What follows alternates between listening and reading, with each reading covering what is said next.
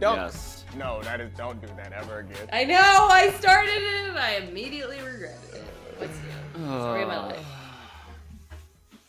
Pablo, All right. do you have any? Do you want to start the show with a statement? I feel like you need to read a statement. I thought we were gonna make fun of Domonique more before we started segueing into sports takes. Okay, Mina's holstering her takes, which is worrisome.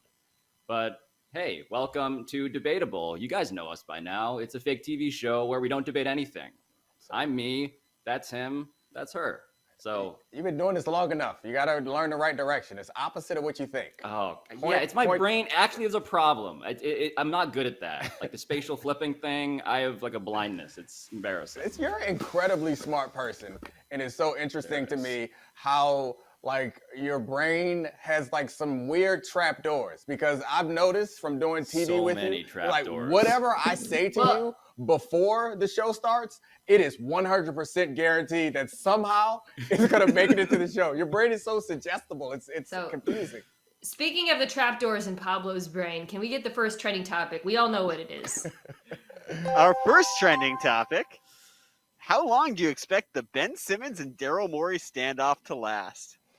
Yeah, see, this question does feel like a trap, but I'm going to turn this around on you guys because this is great news that we got today. The fact that Ben Simmons showed up, addressed the team, addressed the staff, and said basically, I am not ready yet to play, and so I'm going to need some time to myself.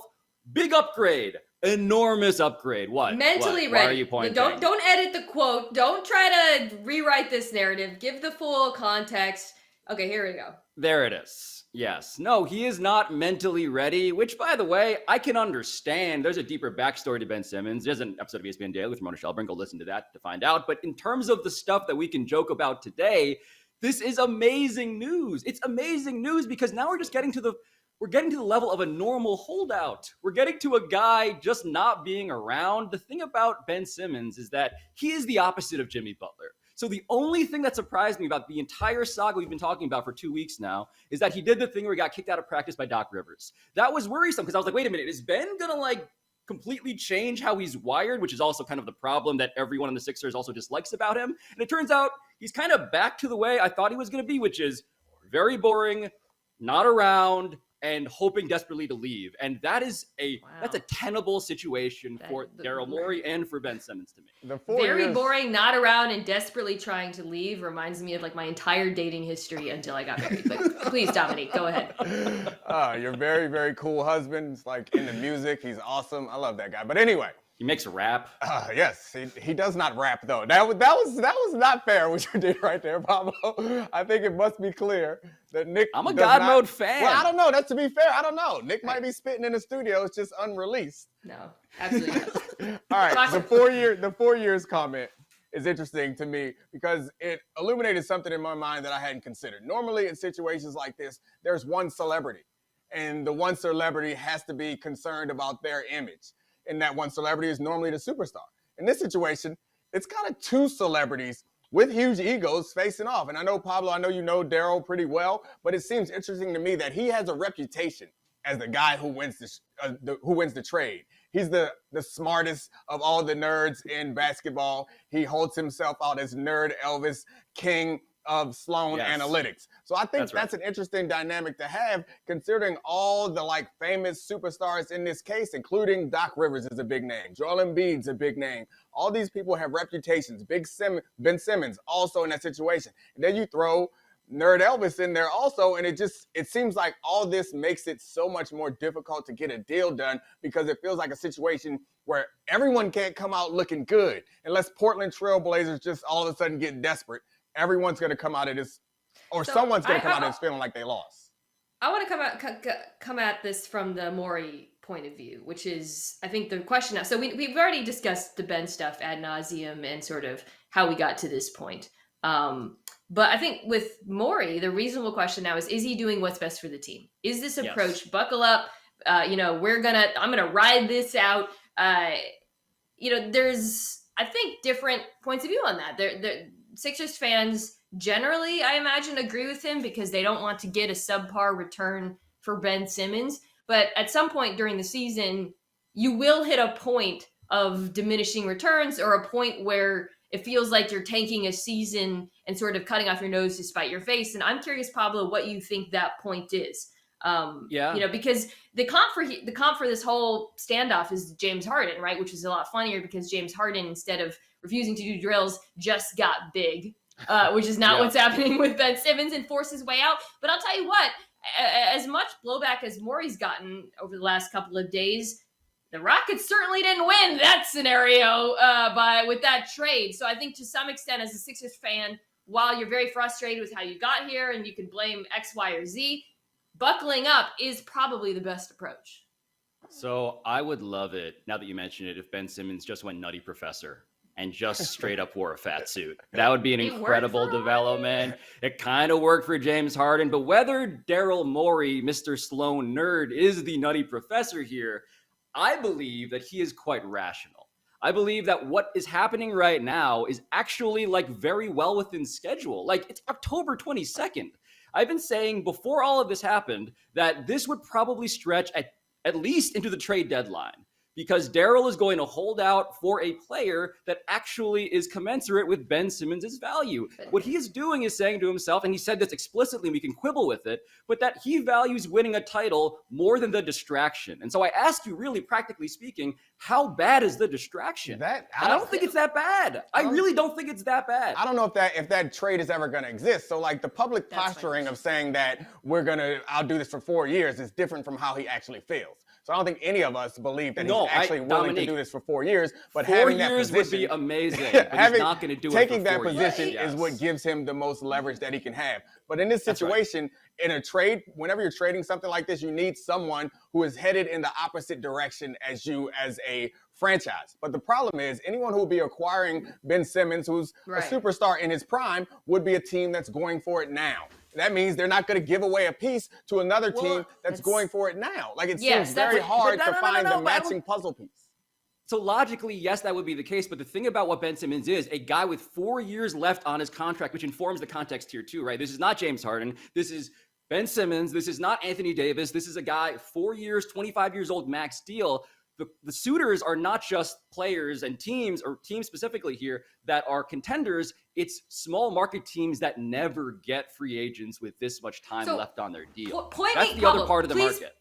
Put out the trade that you actually think not the Sixers, but the other team would benefit from. I've heard all trades that obviously are good for the Sixers and what's best for them. I want you to tell us a trade that is not bad for the team that acquires Ben Simmons. Don't you dare put Pablo on the spot. That's not fair. That's easier to me, though. That's an easier question because the Golden State Warriors could obviously use Ben Simmons, right? You plug him in. He doesn't need to shoot. They need defense. That is a fit. The Brooklyn Nets, this will not happen for many other reasons, including the fact that Ben Simmons may not be vaccinated, per reporting for Ramona Shelburne, or at least he's under the protocol as if he isn't. Let's be legally, allegedly clear there. That's a perfect fit to me. I mean, the Minnesota Timberwolves. Well, sorry, go back to the Warriors. Yeah, What's the trade? The trade would, this is why it's tricky. It's actually worse for the Sixers. Because it's worse for the Sixers because the Sixers would get back all of these young players and assets. They might get back James Wiseman. They might get back Moses Moody. They might get back Jonathan Kuminga. They might get back these younger guys. That's not what Daryl's interested in because Joel Embiid is on a clock. That's the point that I made. That's the point that I made and I agree with.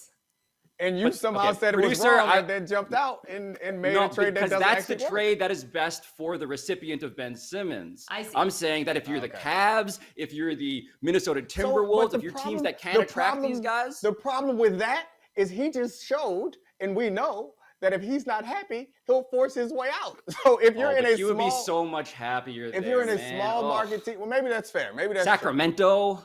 Like, that's a trade that I think is realistic. Did he already say he didn't want to go to Sacramento? Happiness. No. He would go to Sacramento. Can we go back to the Woj tweet? I just want to put that up for a second. Okay. You got bullied, so Alabama. the original Woj tweet about him not feeling mentally ready, the report we've got of what's come out of this meeting. Okay, Ben Simmons saying everybody needs to take responsibility. Do you know what this reminded me of? Alabaster, please. Yes. I've got graphics control here. Oh, Mina brought props. Okay. Alabaster, you're not even Alabaster as the magician's assistant who has no. Okay, there it is. Yeah. Everybody needs to take responsibility for what happened here. Ben Simmons says, come on. I understand Doc Rivers had one negative quote, but largely has supported him. Dude, give me a break. Give me a break. Can I tell you what actually happened here in the most real terms? The Sixers to this point, yeah, thank you. I do feel like that happened here. It was not a green screen. That's my bet. What happened here is that the Sixers fundamentally have so far chosen Doc Rivers over Ben Simmons. That is what happened if you want to be real about it. I love Doc Rivers. He's an amazing quote. Part of the problem, though, is that he's an amazing quote. Joel Embiid, amazing quote. Ben Simmons, one of the worst quotes ever. But what they did was say, we want to actually go with what our coach is saying. And it's going to cost us possibly, because I think that's the real feud here, Ben and Doc. It's going to cost us a 25-year-old guy on a max contract. This is an interesting way to play it, is Doc Rivers saying that they're choosing Doc over Ben Simmons, when actually it feels kind of like they're choosing the truth.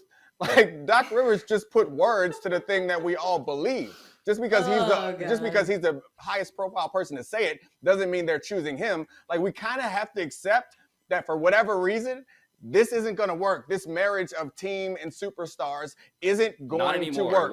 And so they're not choosing Doc Rivers. And Ben Simmons, it seems like the one who's making this choice. And so no one's making the choice other than him. They did choose Doc. Now it's not going to work. I agree. No. I'm not going to let you get away with that. I'm not. I will sit in this story for months. They chose the truth, not Doc Rivers. You keep saying Doc Rivers said the same thing. If it was just about Doc Rivers, I think the quotes coming out of the actual Sixers players would be very different right now. But hold on. Now they're very different. But Doc, after Game 7, that was the moment where you had a choice. And they kept Doc Rivers. They let him bring on players that he liked. And Domonique, you know that the truth is a problem, even if it's true. Like, that's not, that to me, that's not the issue. The truth, I think Doc Rivers may have a point. Even if it's true, but the truth is Domonique, is this what it feels like to be a therapist? I just want to, like, I've often wondered. I go to therapy, and sometimes as I give my, wild reckoning and truth. I'm sorry. The truth try to work through my issues. I wonder to myself, is the person who's on the listening end of this, like, what's going through their head? And now I kind of feel like I understand. All right. Anyway. Hold on. Let the producer, let Alabaster say what he has to say. Alabaster's been trying to speak for so long, and I don't really feel bad, but I'm curious now, actually. Pablo, don't you think it's actually in Ben Simmons' best interest to play? Like, his trade value could not be lower. He's handling this terribly. Great point, Alabaster. No, here's the thing, right? Yes, it is. Of course, the best thing for Ben Simmons to do would be to be great at basketball. Absolutely. But there's other stuff going on with him that I think is real that has to do with him truly mentally not being ready to play and face fans in Philadelphia, the Sixers. Like, on that level, it is over. Like, I do believe it is over in Philly for Ben Simmons. There's one thing that I find one thing that we don't talk about much in this that I find interesting is that Ben Simmons' job is not going to change. Maybe his scenario or location will change, but what is required of him is not going to change. So, like, I'm not sure that wherever he goes, he's going to be a happier person or find a better connection. I understand maybe you can build a team around him where it is not required for him to shoot nearly as much. Yeah. But I don't think, as long as you are a max player in this league, it's going to be very hard for him to accomplish the things that he wants to accomplish without shooting shots. Like, so, maybe the Philly fans are particularly mean, but when he goes somewhere else, this narrative of him being afraid to shoot is not going to go away. And that is the fundamental problem, is you can change schools, but you ain't going to you can't go and like buy a new outfit and then people are like, oh no, you're the cool kid now. Like, it's still going to be the same criticism, the same expectations. Speaking of that. What? Go ahead, Mina. No, I just, I've always wondered, like, so I changed schools a lot growing up, and it really is an opportunity to reinvent yourself. Like, for example, if you went by, Jimmy your whole life, you can show up at a new school in a new state and say, I'm Jim, and nobody knows the difference. So I understand that and I respect it, but I think Domonique is correct. Like, you're changing schools in this way, but everybody knows who you are and watched you at your old school. The problem you can't just roll in like a leather jacket and be leather jacket guy from here on. Your school was a reality show, the most popular reality show on TV. Yeah. Now you went to a new school and you think they don't know you? Okay. So look, I would love it, right? If in this metaphor of the school, Ben Simmons put on a leather jacket and punched Joel Embiid in the face and beat up the bully, so to speak. I love Joel Embiid. I just think that would be amazing. In reality, though, that is not going to happen. And so I'd rather have him transfer. Like, that's where we are. I would advise Ben Simmons to transfer. Now. He's not changing schools. He's just switching homerooms. Like, you're just going to another homeroom. Everybody already heard the rumors from your last homeroom. You can't pretend like you're not the same kid from across the hall. You're the same kid. And sooner or later, you're going to have to punch the bully in the face or dunk the ball or shoot a three, whatever it is in this metaphor, you're going to have to do it. Yeah, you're going to have to shoot the layup. Like, you're going to have to do that. I think if I want to try, I'm going to attempt to tie a neat bow on this segment or this therapy session, if we're going to be real, and say the problem with all of this is because is that from a basketball perspective, this is a no-win for like everybody involved. I think like somebody is going to lose here, and that's why we're having so much trouble engineering the perfect trade or saying what Ben should do or saying what Daryl do. Like the confluence of circumstances that have led to this moment have created a situation where this cannot be a win-win for everyone. It's interesting to contrast it, right, with like the Harden trade where he forced his way out of a bad team because the Sixers are a good team and any player they want would come from a good team. And the player that they want to play basketball to make the trade better does not want to play basketball. This is horrible all around. It's bad for everyone, which is why our dear friend Pablo, who is trying to play all sides here, is flailing. And I have empathy for him, not unlike the empathy that Sixers fans and players used to have for Ben Simmons, but appears to be gone. And for me, they used to like me. Now I'm like I'm persona non grata. But anyway, I guess we can move on now. Okay, yeah, we can please move on now officially. Mina tied the bow. She tied the bow. Let's move on. I never knew that. Alabaster. All right, our next trending topic. It's time for some football. Did the Browns look just as good with Case Keenum under center? Go ahead, Mina. You said you're so excited about the football. All right. People who actually watch this game, tell me what you think. Yes. I just watched it this morning. And the answer is they looked just as good in comparison to playing with an injured Baker Mayfield. No question. Like the question going into this was, okay, Baker Mayfield is clearly struggling and he's playing through pain. Is it worth it for him to power through a fractured humerus bone, which sounds horrible. It's funny bone, literally. Isn't it? Humerus bone is your funny bone, right? Is that where the word funny bone comes from? Yeah, that's where funny bone comes. Oh no, funny bone is from hitting it, and then I think you named the humerus after. Because it's humorous. Yeah, wow, I think so. I mean, maybe I just made that up, but I'm gonna guess that none of that is correct. Yeah, well, clearly I've broken my funny bone because I didn't know that joke existed until now. But I think we got the answer last night, which is Baker shouldn't power through injury because Case Keenum is one of the most capable backups in the entire NFL, and he is serviceable to the point where he's actually superior to an injured Baker Mayfield because he is not putting the dominant run game, which is what they had last night. Obviously, we can talk about that in a position to lose. You have some answers there. Can they win playoff games or be good opponents with Case Keenum or broken Baker Mayfield? No, they can't. So it's more about getting to the point where Baker is healthy to me. And they showed that he can do that. Domonique, your thoughts? Yeah, I mean, I think what we use the quarterbacks to draw you in because you know their names, but this game is not about the quarterbacks. You know, like to me, this game was them putting together a running attack without what we thought were the most important parts of that running attack, the tackles and their running backs. They managed to do that without either of those elements. And also they played good defense, despite the fact that they are loaded as far as talent is concerned. And some of the more difficult positions on defense there are to find these players, particularly the secondary, they still haven't played well on defense. So last night was not about Case Keenum.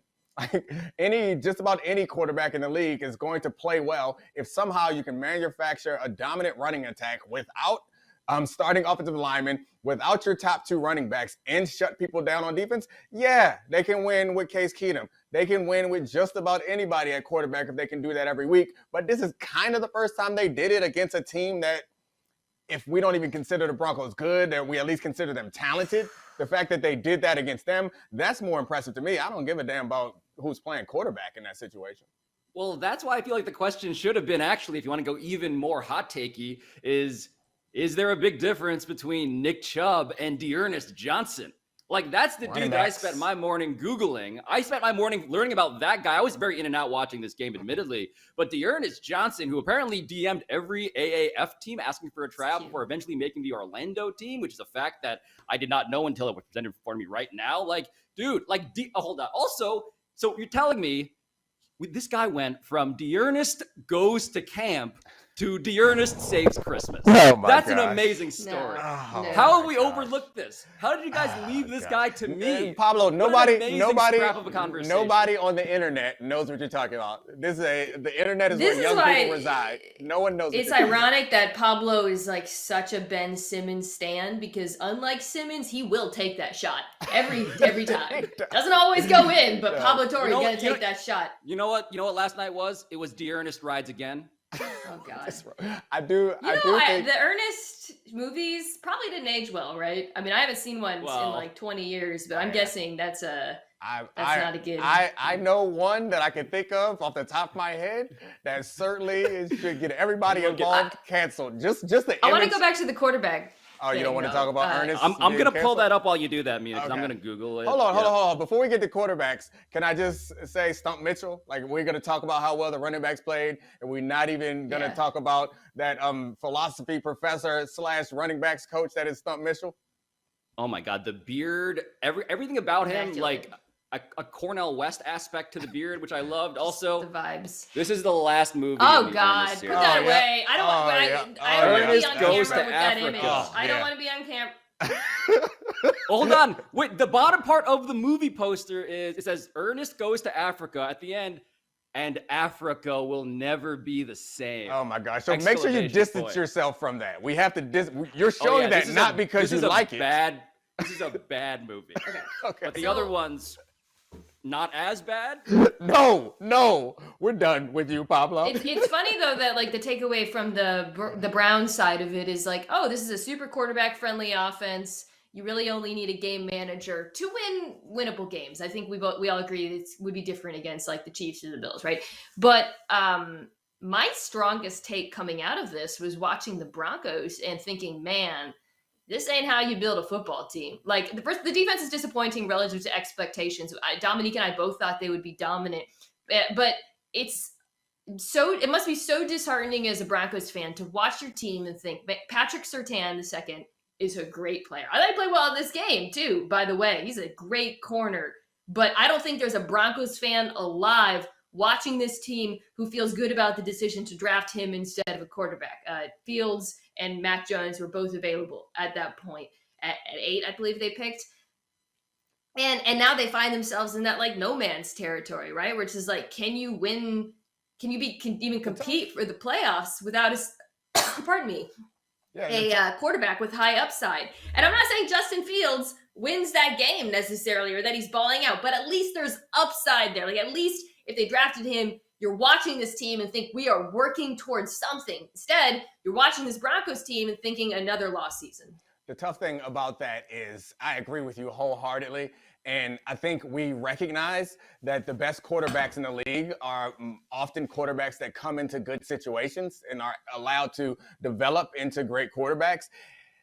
The Broncos was a good situation. The Broncos was a great situation. Like, it feels like a quarterback landing there would have done well. And even if he doesn't do well, it's like the risk reward of getting even an all-pro corner, as important as corners are to the league, even getting an all-pro corner, I'm not sure is as valuable as getting a slightly above average quarterback, which is hurtful for me to say, but it's true. Can't say that again, but I want you to say it hold slower on. and with more emphasis. Yeah, I didn't think Domonique could say that without doing what Mina just did, which is choke on his own saliva. I didn't think that was possible.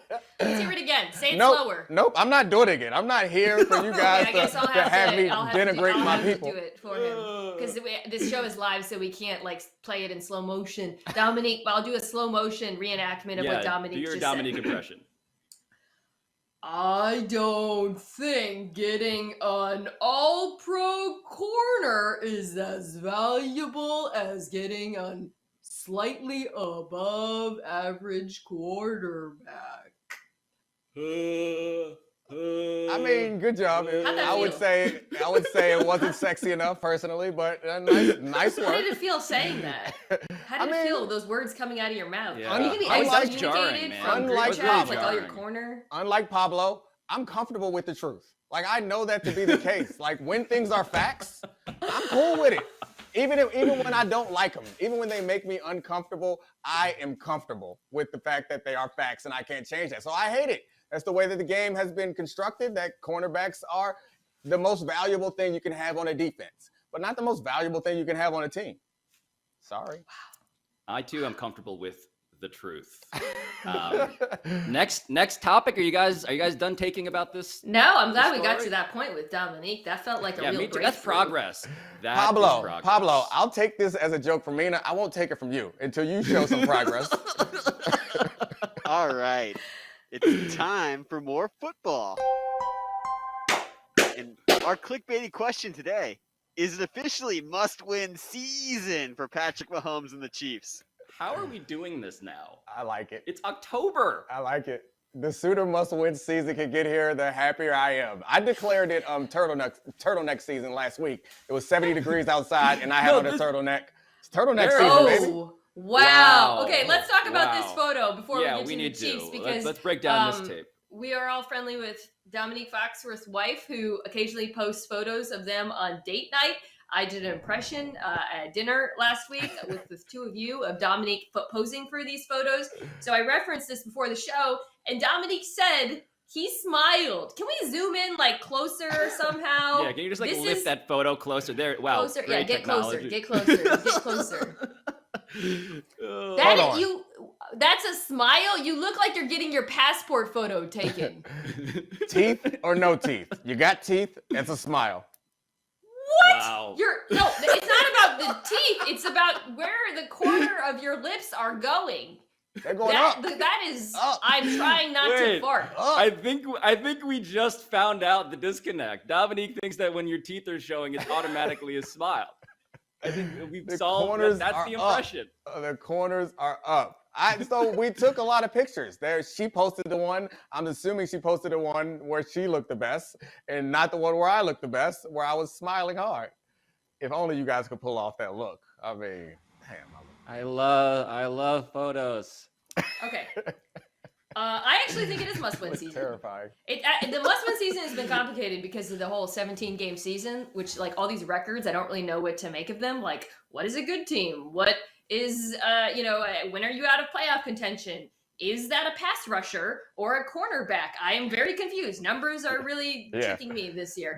But I feel like with this game in particular against the Titans, which is definitely the best game, maybe the only good game of the weekend. Ravens-Bengals is good too. There are a lot of things we need to see. One, Patrick Mahomes, who has been good despite the hot take industrial complex, asking if he should be traded. I saw someone. No, you didn't. Want to see him in this Where offense did you get through see that? What corner of the internet are you? It's are not you a straw man. trawling? I saw it. I saw it from a real person. I don't want to throw people under the bus. Yeah. Okay. Thank you. I want to see this offense get through a game without a dumb turnover. And then I want to see this defense be average. I don't need to see them get a lot of stops. The Chiefs have a dominant running game and are very good at play action, things that the Chiefs defense struggle with. But they've made some changes. They put Juan Thornhill into the starting lineup over Daniel Sorensen. And I want to see, can they get a pass rush? Can the Chiefs defense potentially get a turnover? Because that's all it takes. I don't think that's the right way to phrase that, but hey, go for it. wait.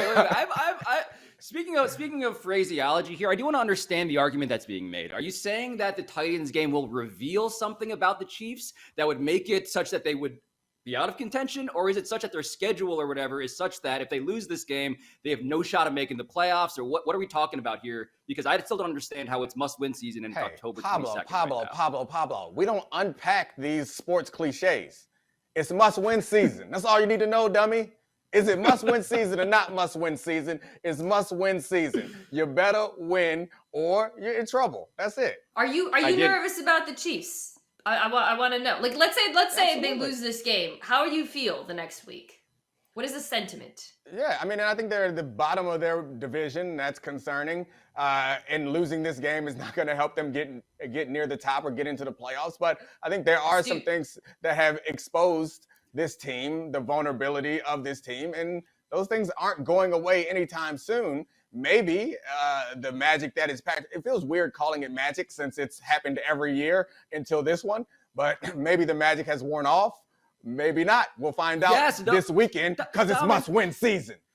Domonique, no, you just how have you already forgotten my amazing metaphor for Patrick Mahomes? Patrick Mahomes right now is a bad magician. The magic's terrible. We always think he's coming back. Just wait for the second half. He's coming back, and oh wait, he's just losing again, and he loses again and again to the point where like he's maybe not a playoff team. Like he's just not good at the magic this year. It happens. Sometimes magicians need to take a. I don't think they need to be traded, but I think we should stop regarding them as like David Blaine. I told you people were having bad takes about Patrick Mahomes. We just saw one live in person, Pablo. That Patrick Mahomes is not the magician that you think he is. I think that's obvious. I'm saying that there are other factors, but the idea that that guy can overcome this bad a defense, that was the argument the entire time. The defense is too bad, and maybe he's not good enough to overcome that specifically. He's probably the greatest quarterback of all time. I'll go there, but I just don't think he is the greatest magician of all time. Just laid down like 4 wild hot takes in the span of 30 seconds. Dominique, you want to take this one or you want me to? I don't even No. I learned a long time ago that there are some people, if we can't agree on a certain level of reality, then it's a waste of time talking about it. So I'll just let Pablo say this foolishness, and I'm not going to convince. It's impossible to convince him. If he thinks that Patrick Mahomes is not the quarterback that he once was, then I'm done. Like, I can't. No, I can't. That's not the argument. The argument is he is not the magician he's made out to be. You're misunderstanding what I'm saying. I'd say he's maybe the greatest quarterback of all time. I just think you can't count on him to bail out the Chiefs week after week. In terms when of the bad Chiefs magician, are this. Are we talking about like a guy who says, pick a card, any card, and then says 3 of hearts when it's actually, I don't know, 4 clubs? Or are we talking about a magician who saws the woman in half and she's actually dead? Yeah, so I will go in between those. It's the guy who says, it's actually that meme of the guy trying to release the dove, but the dove just dies and falls to the ground. It's that. He is that guy. Which maybe. Have you ever seen that happen at a wedding, by the way? Like a video when someone releases the doves and then the doves are dead? Yeah. I just want to get in one actual statement, which is that people are dumb. Patrick Mahomes is still awesome. He has 1 bad turnover a game, but that should not be a referendum on the quality of this offense, which I still believe to be a buzzsaw. I think they're going to be a buzzsaw in this game. My only question is whether the Chiefs defense can get like 2 stops. That's it. What do you think? Yeah, I got the Chiefs. What are you doing with your hand? Is that like magic? It's not magic. It's foolishness.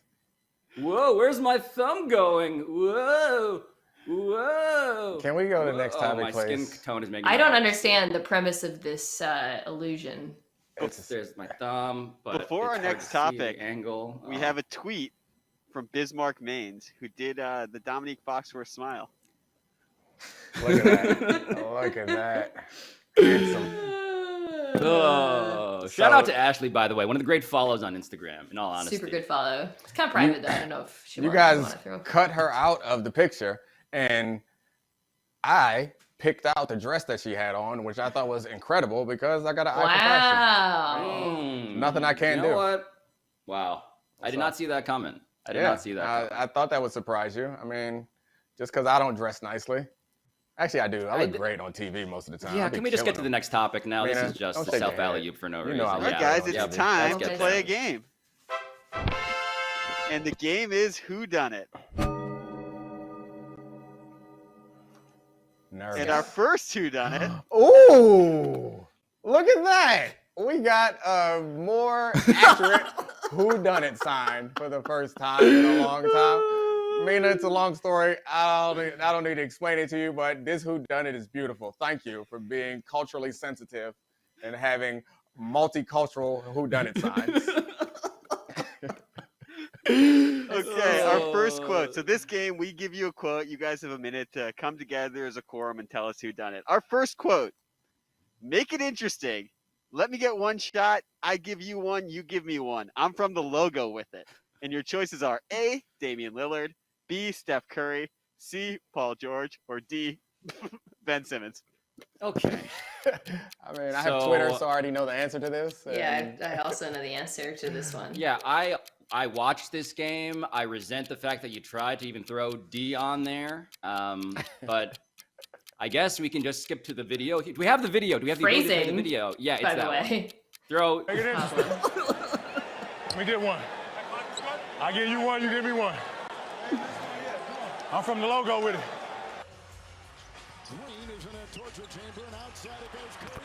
Cash. Ooh. Yeah.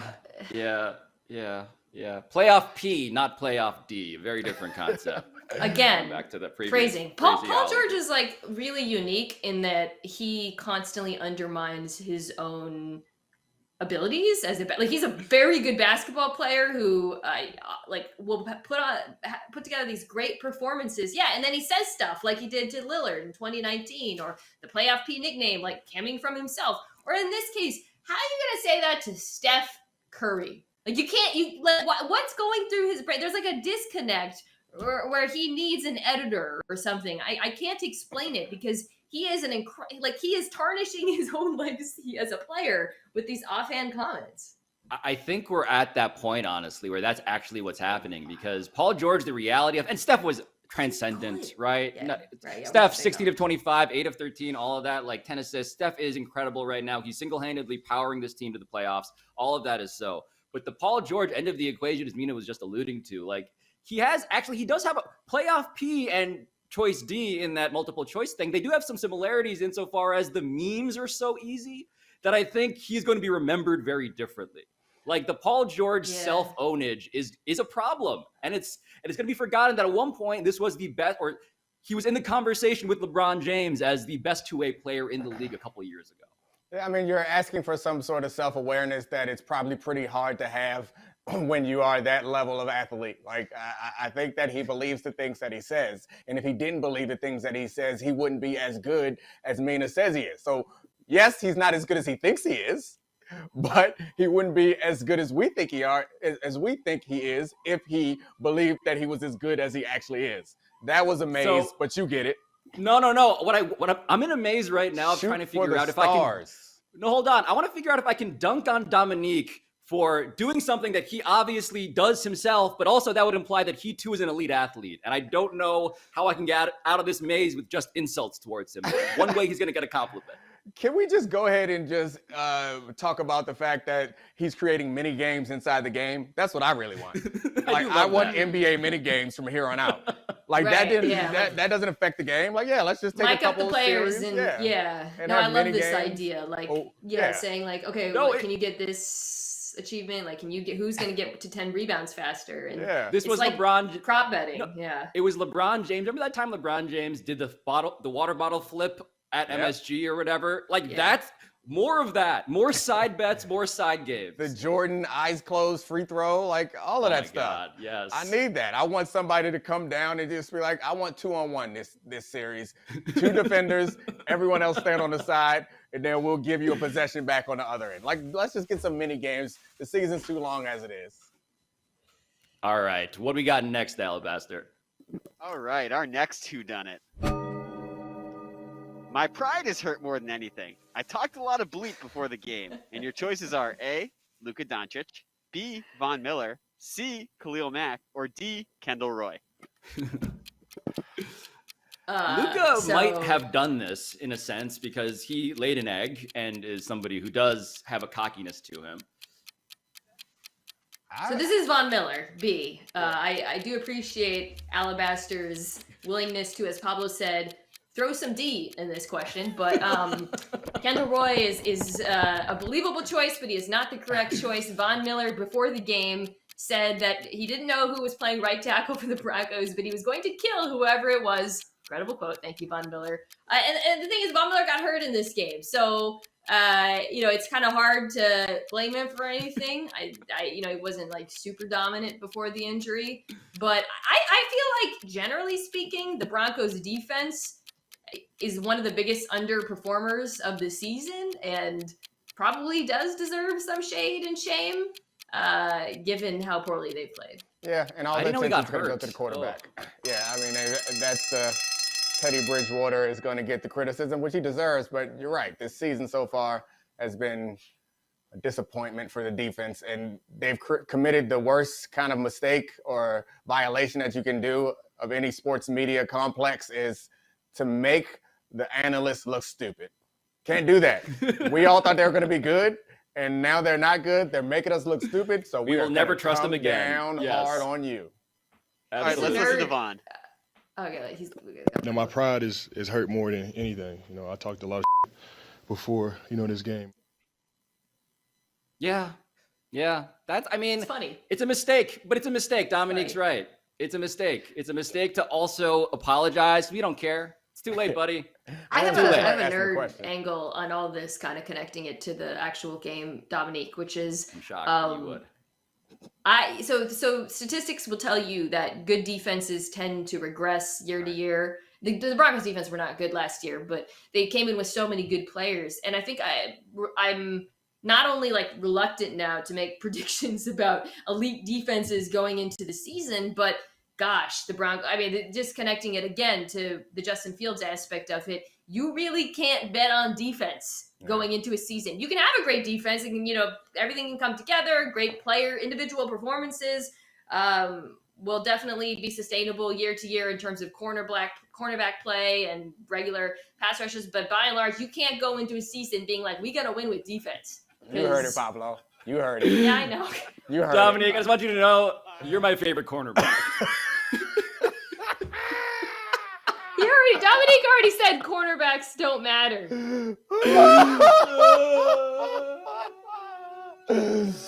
Oh man, let's sit in it for a minute. If I had a fan, I would fan myself right now. Yeah, let it marinate.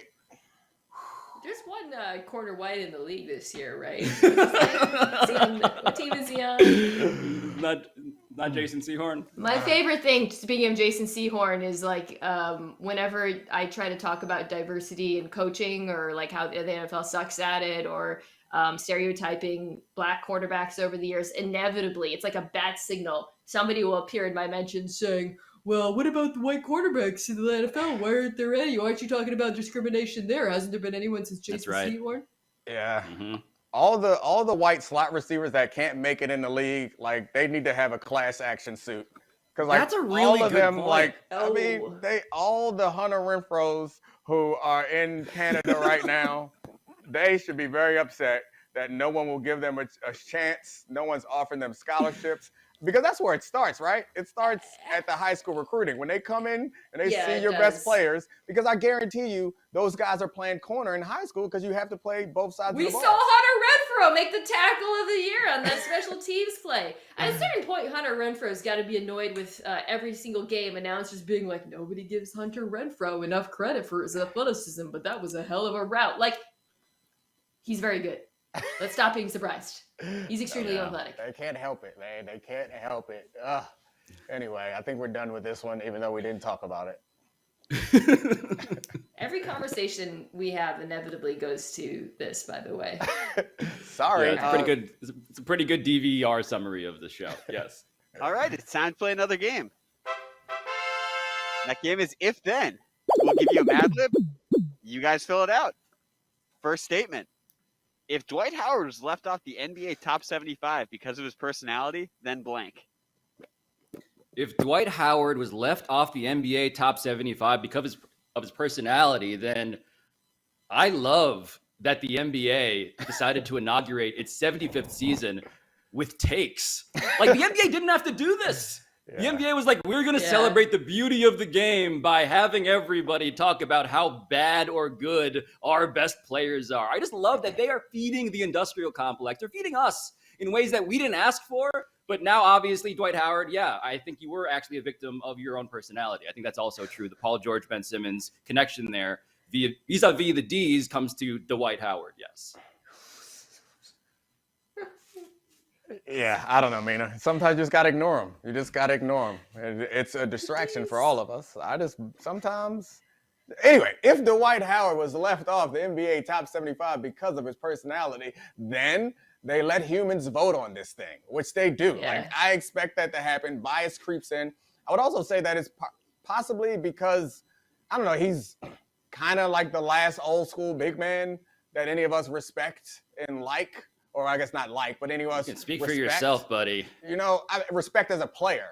And that is an odd situation to be in because, like, he is kind of the representation of a dying form of basketball, if that makes sense. So maybe that's part of the reason that people have a hard time coming to understand how valuable he really was, right? No, it's a reach. They're just haters. But Mina, well, look, I mean, so Dwight Howard now is someone who infuriated me because he was on the Sixers. There we go. Always Simmons. comes back to the Sixers. I can't. It was a nightmare. But I will. To be fair, Mina, I'll say this, and I'll let you take it. Dwight Howard, his resume is objectively incredible. Like all NBA teams, Defensive Player of the Year awards. Like he had a run where he would have gotten this, except he continued to play and did stuff like, where is it? That. He did stuff like that. Yeah. So I think Domonique kind of hit the nail on the head. This is about the fact that it was a list that was voted for by many people in different walks, all of whom seem to agree on the fact that Dwight Howard has bad vibes. Because his case is unimpeachable. We don't even need to get into it. Here it is. 8 all NBA player selection. Like it's obvious all NBA team selections.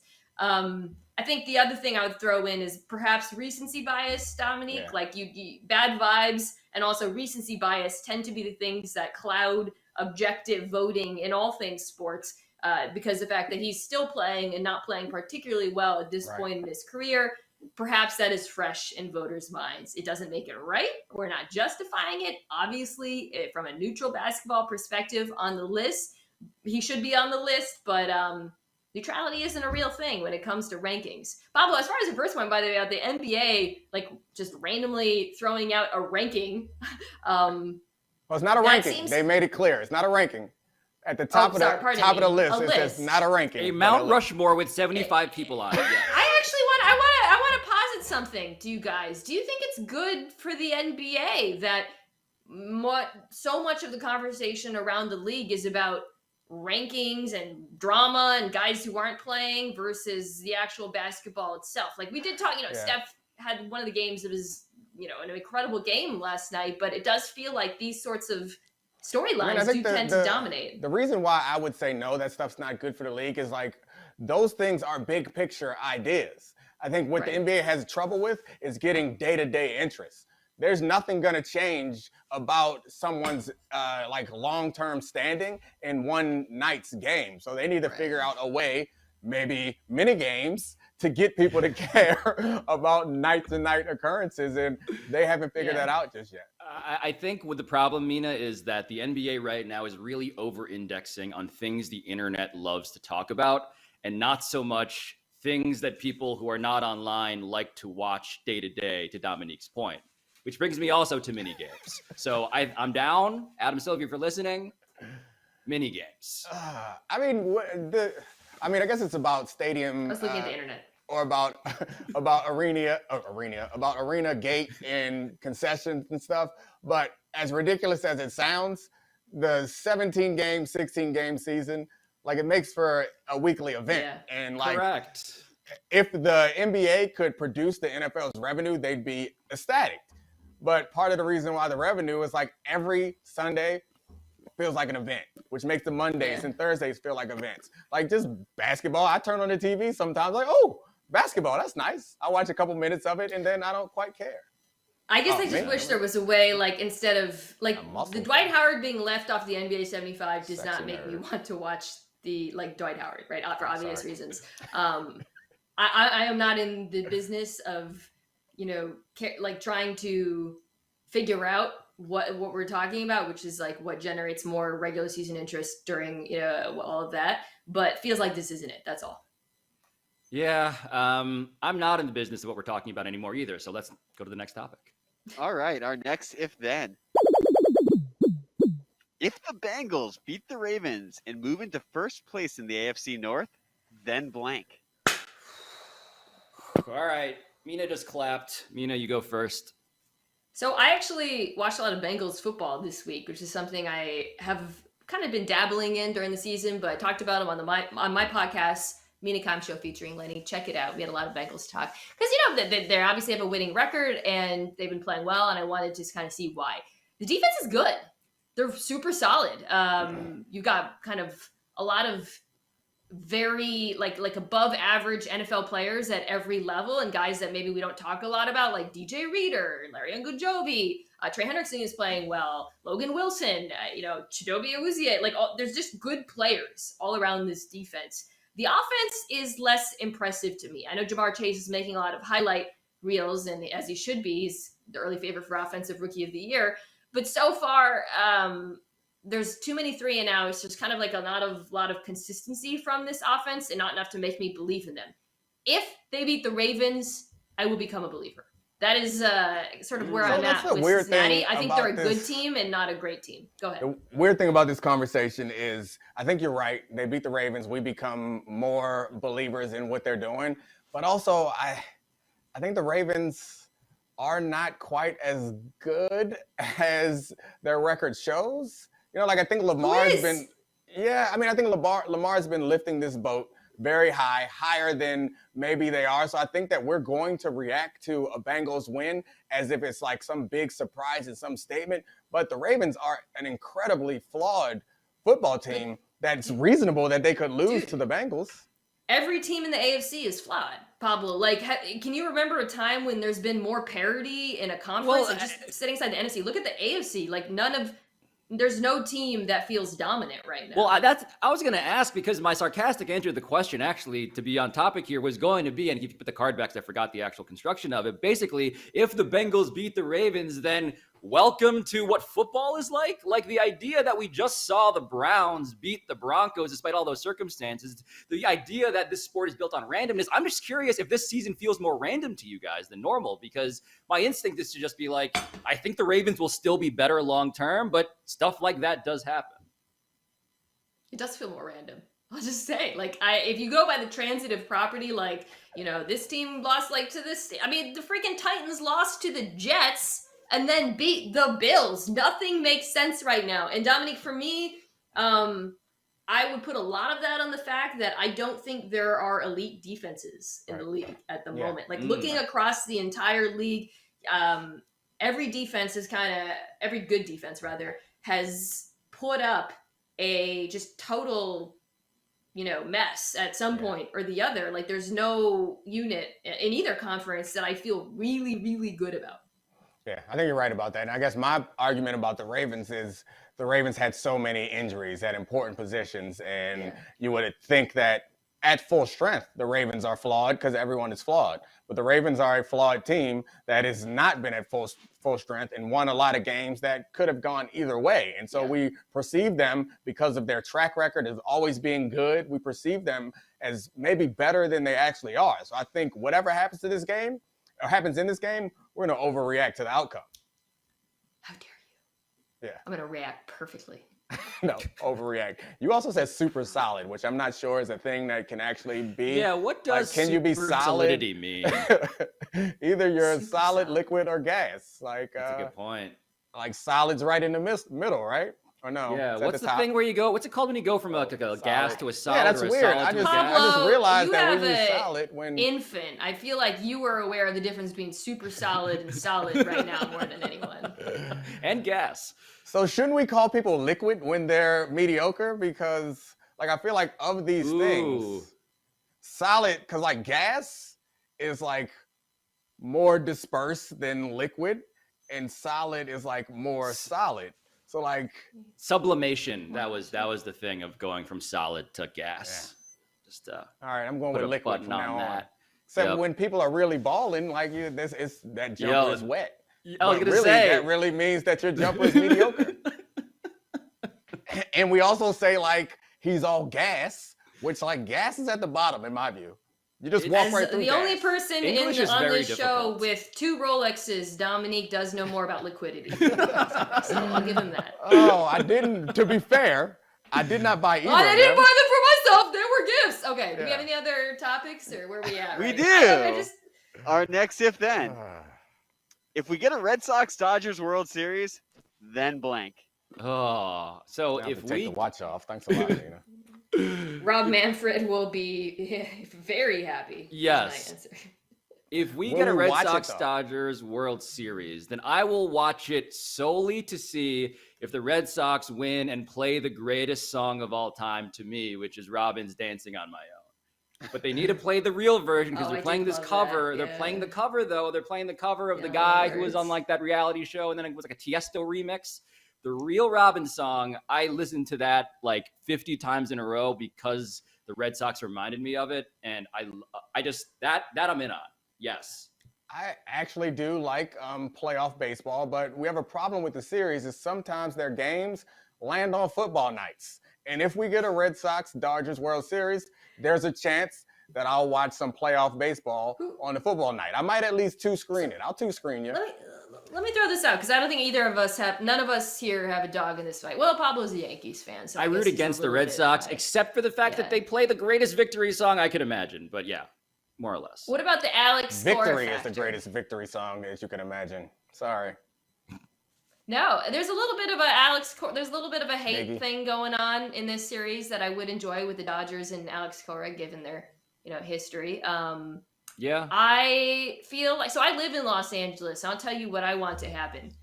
I want the Red Sox to win. Because every time the freaking Dodgers win playoff games here, fireworks go off and my dog is traumatized. So selfishly, go Sox. So I thought you were resentful about the Dodgers because they had the whole Louisville What? I was about to say you were resentful of the Dodgers because of the whole local TV corner blackout. Oh my God. That wasn't Sorry. even funny. It wasn't even sorry. worth it. How did That's you why I keep up stopped. with that? That's why I No, you gotta actually stop. You gotta stop and then stop This was yourself. this was a safe space.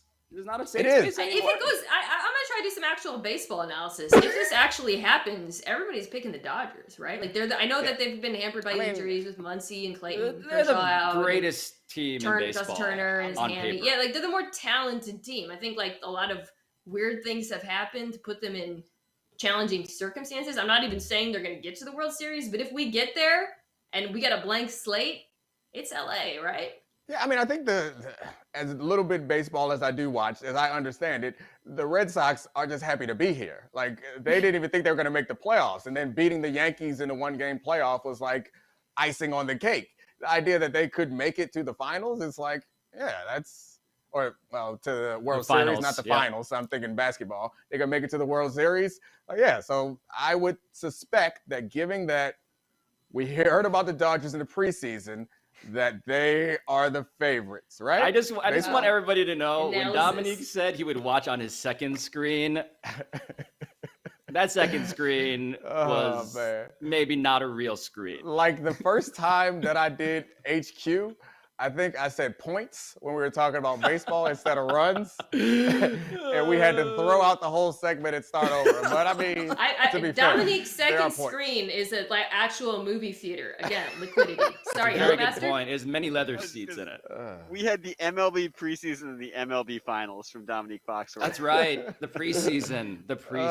Yes. They don't. What do they have? Spring training. Spring training. Yes. Yeah, I know these words. I just don't respect them. All right, guys, we have one more topic, and it is a tweet from a fan of the show. Oh. Yo, the sun don't shine forever. How you gonna say that any other song other than the song If Victory my is the alter greatest ego- victory song? So here's our statement. If at my alter ego 16's tweet is right, then Pablo is blank.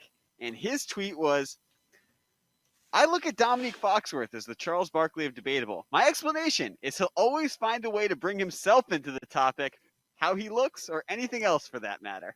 Hold on. Hold on. This Wow. man clearly does not watch this show and does not know Pablo Torre's work. I feel like my alter ego 16, which for the record is not my actual alter ego, has a point. Has a strong point. Are you side tweeting during the show? Because I'm on my second Side screen. tweeting. Yeah. I bring myself into the topics on occasion, but I'm a former professional athlete. Yeah, and I we're do talking feel like- about professional sports. Pablo brings his debate experience into these conversations. Jeez. My alter ego? I accept your apology. Domonique has helmets behind him. I have plants. We are not the same. I've got a helmet behind me. Exactly. I wore it on my wedding day. That's true. Pablo was there. It was. You must have been so sweaty underneath that helmet. The person who did my hair was very upset. Of course. You took pictures before. You took pictures without it, right? We can end the show here, I feel like. Do we not want to bring out the wedding photos I have stored from that? Nah, Wait, we don't that was have like to. 10 They years. That was exist, so long ago. They but- exist. I have some of them. Yeah. So That was to a be beautiful clear, ceremony. we talked about Mina's life a bunch in this show. We've talked about Pablo some in this show. We Ooh, started the he's show sensitive talking right about now. Mina's husband. Like, Ooh. jeez. That tweet I can't hit. talk about myself. That straight to the heart. I'm sorry, Domonique. my alter ego. It's my apologies that you aren't sexy. When you're sexy, I see Dominique's heart sometimes right you gotta now, lie. and it is not super solid. This show makes me Liquid? smile. liquid It's heart, fun. The show is fun. gas heart. I got a gas heart. Ah, Is this happy? are we still on? Are we talking still? I don't know. I'm Don't say anything to get us in trouble. smiling like a normal person. I gotta jump on my call. We're not gone yet, man. You still got to pretend like you're We're hanging not. around having fun.